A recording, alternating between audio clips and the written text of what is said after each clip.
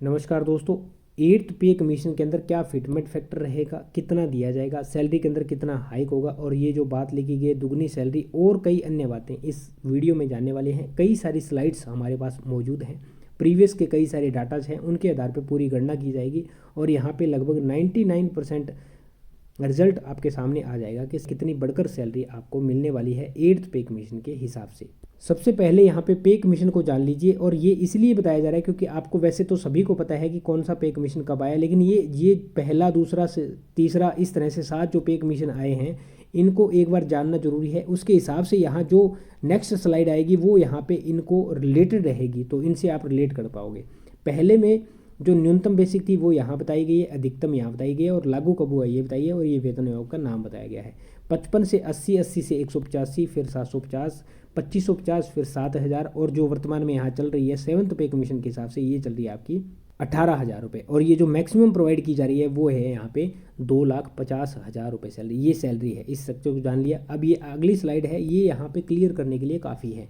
देखिए नीचे यहाँ लिखा गया है द फॉलोइंग टेबल। ये जो टेबल दिया गया है ये क्या दर्शाता है, ये शो करता है द रियल इंक्रीज, कितना आपकी सैलरी के अंदर रियल में इंक्रीज हुआ है उस चीज़ को दर्शा रहा है।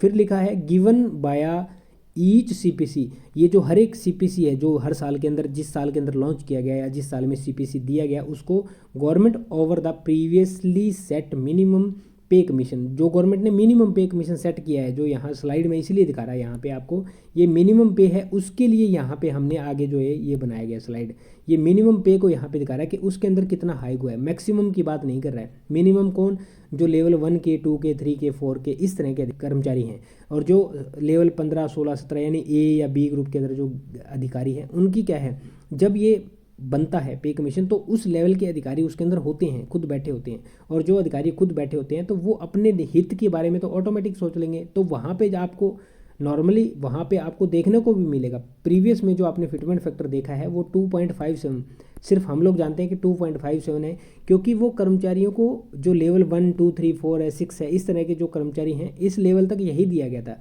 लेकिन जब आप ऊपर के लेवल में देखोगे तो ये 2.57 नहीं है, ये इससे ज़्यादा है। ये लेवल 17 18 16 इन लेवल के अंदर ये इतना नहीं है, ये 2.57 से ज़्यादा है।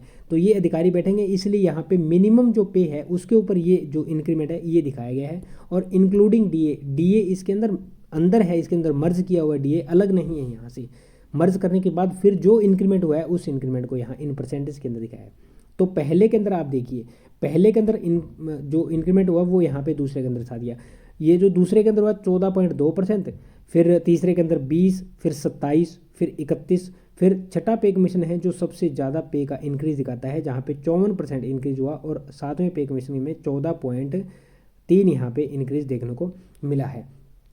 अब यहाँ कुछ चीज़ें और जानने वाली हैं, इन चीज़ों का भी आंकड़ा उसके अंदर आएगा अगली स्लाइड के अंदर और अगली स्लाइड में कुछ महत्वपूर्ण बातें और बताई गई है जो क्लियर कर देगी कि कितना फिटमेंट फैक्टर कर्मचारियों को दिया जाएगा, उस हिसाब से सैलरी कितनी बनेगी। ये एक कटिंग है, इसको देख लीजिए बीबीसी और यहाँ पे है SKV law officers senior associate Nihal Bhardwaj explain. Nihal Bhardwaj ji explain करते हैं that historical data suggest central government staff might receive a 25 to 30% pay raise under the eighth pay commission. ये बोले कि जो हिस्टोरिकल डाटा है, पीछे हम डाटा देख करके आए हैं जहाँ पे हमने दूसरा तीसरा चौथा उसमें 14%, फिर 20%, फिर 27, फिर 31, ये हिस्टोरिकल डाटा है। ये सुजेस्ट कर रहा है सेंट्रल गवर्नमेंट एम्प्लॉय के लिए कि उनको क्या रिसीव होगा, 25 to 30% पे राइज उनको रिसीव होगा अंडर एट्थ पे कमीशन, 8वें पे कमीशन के अंदर। आगे लिखा है द सिक्स्थ पे कमीशन इफेक्टिव फ्रॉम जनवरी 1 2006, जो छठा पे कमीशन है वो 1 जनवरी 2006 से क्या हुआ, इफेक्टिव हुआ, प्रभाव के अंदर आया। कवरिंग द पीरियड ऑफ 2006-2016, उसने पीरियड कवर किया 2006 से लेके 16 का। यूटिलाइज्ड ए 1.86 फिटमेंट और फिटमेंट फैक्टर क्या दिया 1.86 का। Delivering A 40% increase in wages और 40% इंक्रीज हुआ वेजेस के अंदर, सैलरी के अंदर, पगार के अंदर, तनख्वाह के अंदर। वाइलिस्ट द सेवन्थ पे commission effective from January 1 2016 covering the period of 2016-2026 employed a 2.57 fitment factor yielding approximately 23 to 25% higher salaries। जबकि इसके अलावा ये बता रहा है यहाँ तो इन्होंने जो छठा पे कमीशन है उसने तो क्या किया, फिटमेंट फैक्टर तो 1.86 का ही दिया, लेकिन उसमें जो सैलरी का हाइक था या इंक्रीज था वो 40% था। जबकि जो सातवां पे कमीशन था यहाँ फिटमेंट फैक्टर ज़्यादा था लेकिन जो सैलरी का हाइक था वो कम था। ये चीज़ यहाँ पे बताई जा रही है और सारा एनालिसिस यहाँ पे बता रहा है कि 25 से 30% यहाँ पे सैलरी के अंदर इजाफा होगा। नेक्स्ट स्लाइड देखिए क्या बता रही है। Salary hike central government employees can expect, central government की जो एम्प्लॉयज़ हैं उनकी सैलरी को क्या एक्सपेक्ट किया जा सकता है, कितनी हो सकती है। Krishnendu Chatterjee vice president at TeamLease says, ये बताते हैं the last pay commission was established in 2016, last pay commission था जो 2016 के अंदर इस्टेब्लिश किया गया, which recommended the minimum pay jump from 7,000 per month to 18,000 per month with a fitment factor of 2.57 time of basic pay. उसने क्या recommend किया, 7,000 per month से बढ़ा करके 18,000 पर मंथ जंप कर दिया और फिटमेंट फैक्टर 2.57 टाइम दिया किसका, बेसिक पे का यहाँ पे दिया गया।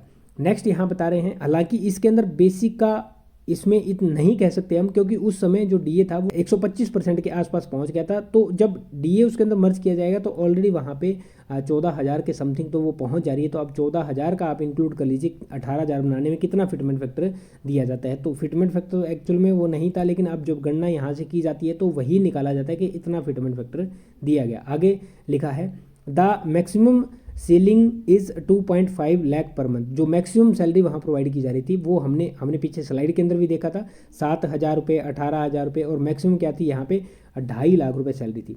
Considering the inflation factor, inflation जो फैक्टर है उसको कंसीडर किया, वो करेंगे, अभी भी करेंगे, वो 8th में भी किया जाएगा, वो हर एक पे कमीशन के अंदर किया जाता है। नेक्स्ट लिखा है there are indication that the fitment factor may stay between 2.5 to 2.8 time, ये इंडिकेशन दे रहा है। देयर आर इंडिकेशन दैट जो फिटमेंट फैक्टर है वो यहाँ पे 2.5 से लेकर के और 2.8 टाइम रह सकता है। कब, 8वें पे कमीशन की बात हो रही है, यहाँ पे कर्मचारियों के सुनने लायक बात आ चुकी है। Which will gives a significant boost to employees salary, employee की सैलरी के अंदर सिग्निफिकेंट बूस्ट मिलेगा अगर 2.5 या 2.8 के बीच में कोई दे दिया जाता है या इन दोनों में से कुछ एक फिटमेंट फैक्टर दे दिया जाता है। क्या बूस्ट मिलेगा, बिटवीन 40,000 टू 45,000, 40,000 रुपये से लेकर के और 45,000 रुपये तक सैलरी जा सकती है। हम यहाँ खुद भी कैलकुलेट करके दिखाएंगे सैलरी कितनी जा सकती है और कितना हाइक मिल सकता है। जो प्रीवियस के पे कमीशन आए हैं उनके हिसाब से यहाँ पे होगी और गणना होगी जो वो 99% आपको एग्जैक्ट देखने को मिलने वाली है गणना। There are also suggestions of performance based salary pay hike which are still under deliberation. मैंने कुछ दिन पहले वीडियो बनाई थी जिसमें हमने जाना था PBSH, performance based salary hike, जो जितना काम करेगा उसको उतनी सैलरी प्रोवाइड की जाएगी, जो काम नहीं किएगा उसको पनिशमेंट दी जाएगी और काम लेट करने की वजह पूछी जाएगी। इस तरह का कुछ उसके अंदर किया गया था, वो मोटिवेशन देने के लिए कर्मचारियों को और जो काम करते हैं उनको यहाँ पे आगे ले जाने के लिए, ऐसा कुछ उसके अंदर होने वाला था। लेकिन उसके कुछ दिनों बाद ये जो PBSH फॉर्मूला जिसका यहाँ पे जिक्र किया जा रहा है, इसके कुछ दिनों बाद ये जो पे कमीशन है इसकी घोषणा यहाँ पे कर दी जाती है, जो कि अभी थोड़े दिन पहले की बात है कि इसका गठन किया जाएगा। तो अभी PBSH किया जाएगा नहीं किया जाएगा इसका फिलहाल हम कुछ नहीं कह सकते। तो इतनी रिपोर्ट हमने पढ़ ली। इसके अंदर उन्होंने बताया है कि 40 से 45,000 हो जाएगी और जो फिटमेंट फैक्टर है वो 2.5 से लेकर 2.8 टाइम तक हो सकता है। और जो पीछे हमने देखा था इसके अंदर हम देखा है कि 25 से 30% रैली के अंदर हाइक कर्मचारियों के हो सकता है। अब यहाँ जो प्रीवियस का डाटा हमने देखा, ये प्रीवियस के डाटा है, इसके आधार पर हम गणना करना शुरू करते हैं। सबसे मिनिमम हम यहाँ पे देख रहे हैं 14.2, तो हम लेकर के चलते हैं मिनिमम 14 का और मैक्सिमम हम यहाँ पे देख रहे हैं 54 का। 54 का सैलरी हाइक कर्मचारियों को नहीं देखने को मिलेगा, तो यहाँ पे 31 का है। तो हम यहाँ पे 31 के बजाय यहाँ पे 32 का डाटा लेकर के चलते हैं और फिर हम एक कैलकुलेशन और करेंगे, उसको भी जानेंगे कि क्या उतनी सैलरी हाइक कर्मचारियों को मिल सकती है। तो आइए जानते हैं। 8th पे कमीशन है, लेवल 1 को यहाँ से शुरू करेंगे। जो कर्मचारी जिस लेवल में है या जिस बेसिक पे है उस हिसाब से आप अपनी गणना कर लेना। तो यहाँ पे लेवल 1 है, मिनिमम पे हम सभी जानते हैं कि 18,000 रुपये मिनिमम पे है। अब हम क्या करेंगे, अनुमान लगा के चल रहे हैं कि 1 जनवरी 2026 तक डीए हो जाएगा 60%, 60%। तो यहाँ हम 60% निकालते हैं तो 160/100 160% हम इसका डीए जो है 60% निकाल दिया, तो ये यहाँ पे इसको कट कर दिया 1 जनवरी 2026 तक। ये यहाँ पे आपकी बेसिक निकल के आ गई। अब 180 गुना 160 तो ये कितनी हो गई, ये आपकी हो जाती है 28,800 रुपये। ये आपकी बेसिक हो गई है डीए को मिलाने के बाद। अब इसके ऊपर जो भी यहाँ पे आंकड़े निकाले जाएंगे, जो भी गणना की जाएगी, कैलकुलेशन करके पे कमीशन निकालता है, उसको हम यहाँ कैलकुलेशन करने जा रहे हैं। कम से कम इतनी तो बेसिक यहाँ पे बनने वाली है। देखिए जो हमने पहला जो दूसरा पे कमीशन है जिसमें 14.2 है, हम लेने वाले हैं यहाँ पे 14, तो 28,800 का हम लेते हैं 14% कितना आएगा, तो 114 अपॉन 100, 20 से 20 यहाँ कट जाता है। उसके बाद आपका आता है 32,832 रुपये। ये मिनिमम यहाँ पे कमीशन आपको देखने को मिल सकती है। 8वें पे कमीशन के हिसाब से ये मिनिमम बेसिक सैलरी देखने को मिल सकती है लेवल 1 की। लेवल 1 की 32,000 रुपये 32 की मिनिमम सैलरी देखने को मिल सकती है। आइए नेक्स्ट जो है उसके अंदर चलते हैं। वो 28,800 हमने गणना निकाल ली थी। अब हम इसका निकालते हैं 32% निकाल के देखते हैं। 32% इसके अंदर यदि सैलरी के अंदर इजाफा किया जाता है तो कितनी आएगी, 132 अपॉन 100। इसको हमने काट दिया इसके साथ, तो 288 का 132 से मल्टीप्लाई करेंगे तो हमारे पास आ जाती है 38,016, 38,016 रुपये यहाँ इनिशियल बेसिक किसकी, लेवल 1 की निकल करके आ रही है। अब हमने 14% को भी देख लिया और 32% को भी देख लिया। इन दोनों में से यदि कुछ नहीं दिया जाता है तो हम इसके बीच के रेशो पे यहाँ चलते हैं। बीच का रेशो क्या बनेगा, 23%। 9 यहाँ से निकालेंगे, 9 वहाँ से निकालेंगे, तो 23% के हिसाब से अब कर्मचारियों की सैलरी निकाल के देखते हैं। तो हमने यहाँ पे गणना की थी, कितनी आई थी, 28,800 रुपये मल्टीप्लाई वाया 123, 123, 23% निकाल रहे हैं तो अपॉन 100 ये काट दिया। तो अब यहाँ पे इनिशियल पे निकल के आ रही है 35,424 रुपये।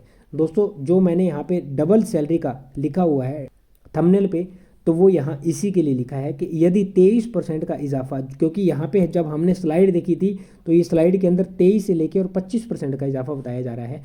तो 23% का इजाफा यदि किया जाता है तो लगभग 35,500 के आसपास, यानी कि 18 का डबल 36,000।